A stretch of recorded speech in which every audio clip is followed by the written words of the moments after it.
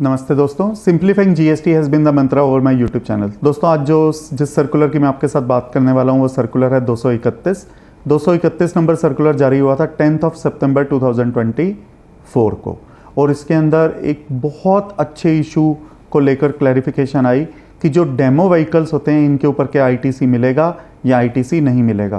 Question ये था, क्या ये ब्लॉक क्रेडिट में कवर होगा या ये ब्लॉक क्रेडिट में कवर नहीं होगा, और इस पर नॉर्मली सेक्शन 16 के अंतर्गत इसके ऊपर आईटीसी मिल जाएगा डेमो व्हीकल्स पर।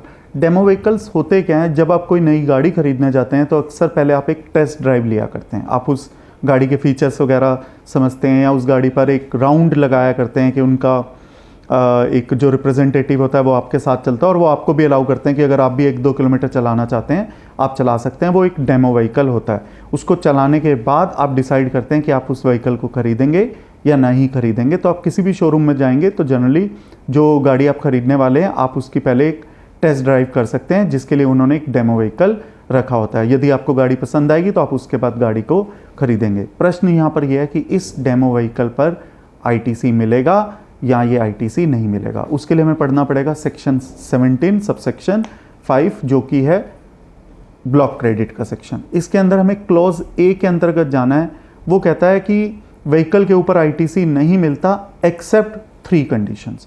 3 कंडीशंस में ये था कि जो आईटीसी नहीं मिलना उसकी भी 3 एक्सेप्शंस थी। मीन्स इन तीनों चीज़ों में आईटीसी मिल जाएगा। वो कौन सी 3 चीज़ें थी? वो ये थी कि अगर further supply of such motor vehicles हो रही हो, या ट्रांसपोर्टेशन ऑफ पैसेंजर हो, या imparting training services on driving such motor vehicles हो।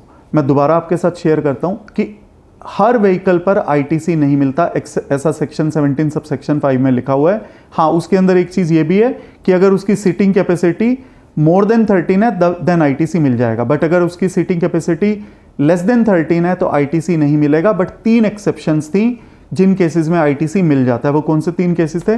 फर्स्ट केस था further supply of such motor vehicles, और ट्रांसपोर्टेशन ऑफ पैसेंजर, और imparting training on driving such motor vehicles. तो जो मेरा डेमो व्हीकल वाला जो केस है, ये जो सर्कुलर है, अगर ये इन तीनों में से किसी एक में फॉल करेगा तो आईटीसी मिलेगा। अगर ये इन तीनों में फॉल नहीं करता तो सेक्शन 17 सबसेक्शन 5, क्योंकि अगर इसकी seating capacity less than 13 passenger है तो आईटीसी नहीं मिलेगा। तो हमें 1 बाय 1 तीनों कंडीशन देखने हैं। पहली सेकंड कंडीशन देखते हैं, क्या ये ट्रांसपोर्टेशन ऑफ पैसेंजर्स के लिए यूज हो रहा है?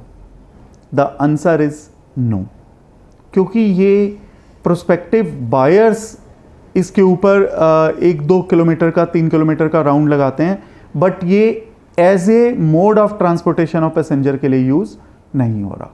सेकंड, क्या इस डेमो व्हीकल के ऊपर ट्रेनिंग इंपार्ट की जाती है कि इस गाड़ी को कैसे चलाएं, गाड़ी कैसे चलाना सीखें? The answer is no. It means इस गाड़ी के ऊपर कोई ट्रेनिंग भी इंपार्ट इस गाड़ी से नहीं करवाई जाती। तो तीसरा क्वेश्चन ये बचता है कि क्या ये further supply of such motor vehicles के लिए यूज होता है? तो एक बहुत इंपॉर्टेंट वर्ड है सच मोटर व्हीकल्स। सच होता है सेम, सिमिलर। सच मीन्स उस जैसे। तो देखिए, अगर आप सपोज कीजिए आप किया के शोरूम में जाते हैं और आप किया गाड़ी खरीदना चाहते हैं फ्यूचर में, तो पहले आप किया के शोरूम में जाएंगे, आप किया की एक डेमो गाड़ी वहाँ पर होगी, उस गाड़ी का 1-2 किलोमीटर का राउंड लगाएंगे। उसके बाद ही आप डिसाइड करेंगे कि आप किया गाड़ी खरीदना चाहते हैं या किया गाड़ी नहीं खरीदना चाहते। तो ये जो डेमो व्हीकल होगा ये भी ऑफकोर्स किया का ही होगा। अगर आप किया खरीदना चाहते हैं तो वो आपको जो 1-2 किलोमीटर का राउंड लगाना है वो किसी और गाड़ी पर नहीं लगाएंगे, वो किया के उसी मॉडल पर ही आपको एक राउंड वगैरह लगाएंगे। तभी तो आप डिसाइड करेंगे कि आपको किया खरीदनी है या किया नहीं खरीदनी। पर the word here is such motor vehicles. ये क्वेश्चन नहीं है further supply of said motor vehicle, क्योंकि जिस गाड़ी पर आप राउंड लगाएंगे, कल को अगर आप गाड़ी खरीदेंगे तो आपको एक ब्रांड न्यू गाड़ी दी जाएगी, ना कि यही वाली डेमो वाला वर्जन मिलेगा। ये डेमो वर्जन ने तो रोज चलना है, रोज कोई नया व्यक्ति देखने आएगा, रोज वो इसी गाड़ी को चलाएगा और उस पर टेस्ट ड्राइव लेगा और डिसाइड करेगा गाड़ी खरीदनी है गाड़ी नहीं खरीदनी। The word here is such motor vehicle, the word here is not sad motor vehicle. तो सच मोटर व्हीकल, तो अगर आपने किया कि इस डेमो पर अगर आपने टेस्ट ड्राइव ली तो आपने किया ही खरीदनी है, तो इट मीन्स इस जो गाड़ी का जो यूज़ हो रहा है, इस डेमो व्हीकल का वो यूज़ हो रहा है सच मोटर व्हीकल की फर्दर सप्लाई के लिए। इट मीन्स जो पहली कंडीशन है वो सेटिस्फाई हो जाती है और आपको आईटीसी मिल जाएगा। तो अगर किसी शोरूम ने कोई डेमो गाड़ी खरीदी हुई है और उससे वो एक राउंड लगवाते हैं प्रोस्पेक्टिव बायर्स को, उसका एक टेस्ट ड्राइव दिलवाते हैं इसी पर्पज़ के लिए कि वो सच मोटर व्हीकल्स की फर्दर सप्लाई करना चाहते हैं, तो in that case ITC will be entitled. Section 17 subsection 5 will not come into the play. Basically जो एक्सेप्शन है, जो 17 सबसेक्शन 5 है, वो कहता है ब्लॉक क्रेडिट है और ये ब्लॉक क्रेडिट की एक्सेप्शन में कवर हो जाएगा। इट मीन्स आईटीसी मिल जाएगा। बट इसके साथ साथ एक बात ये भी है कि सपोज कीजिए जहाँ पर आप गाड़ी देखने गए हैं वो गाड़ी बेचने का काम नहीं करते, वो सिर्फ एक एजेंट के रूप में काम करते हैं। आपको जो इनवॉइस है वो इस शोरूम से नहीं मिलेगा, वो इनवॉइस जो है वो जारी होगा प्रॉपरली कहाँ से, जहाँ से आप गाड़ी खरीद रहे हैं, किया कंपनी से, प्रॉपर किया कंपनी से, नॉट शोरूम से। तो इट मीन्स शोरूम जो है वो सिर्फ एक एजेंट के रूप में काम कर रहा है, वो further supply of such vehicle नहीं करते। वो तो सिर्फ अपनी कमीशन या चार्जेस लिया करते हैं, वो सिर्फ एक एजेंट के रूप में काम कर रहे हैं। इट मीन्स जो आपको इनवॉइस जारी होगा वो ओरिजिनली कंपनी से जारी होगा, ना कि शोरूम से जारी होगा।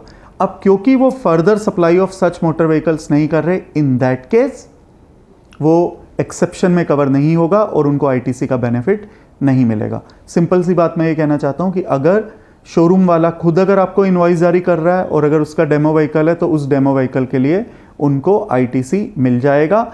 बट अगर वो सिर्फ एक मीडिएटर के रूप में काम कर रहे हैं, एक एजेंट या एक ब्रोकर के रूप में काम कर रहे हैं और आपको ओरिजिनली इनवॉइस किसी कंपनी से ही डायरेक्टली इशू होना है, इन दैट केस इस शोरूम वाले को इस डेमो व्हीकल के ऊपर आईटीसी नहीं मिलेगा। और इसी तरह से एक सेक्शन 16 में भी एक कंडीशन है, एक और कंडीशन के केस में आईटीसी का बेनिफिट नहीं मिलता अगर वो पूरी टोटल वैल्यू पर, सपोज कीजिए जो डेमो व्हीकल है उसकी जो कीमत है वो 11,80,000 है, मैं फिगर चेंज कर देता हूँ, 12,80,000 रुपये मान लेते हैं। 10 लाख रुपए बेसिक वैल्यू, 2,80,000 रुपये जीएसटी।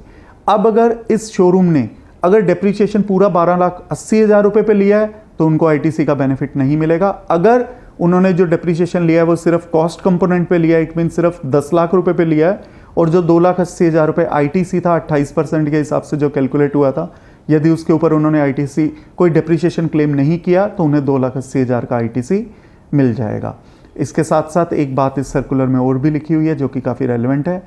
इस डेमो व्हीकल को जब बाद में बेचा जाएगा तो क्योंकि ये कैपिटल गुड्स है तो वो 5% पर क्वार्टर का रूल भी अप्लाई करना होगा।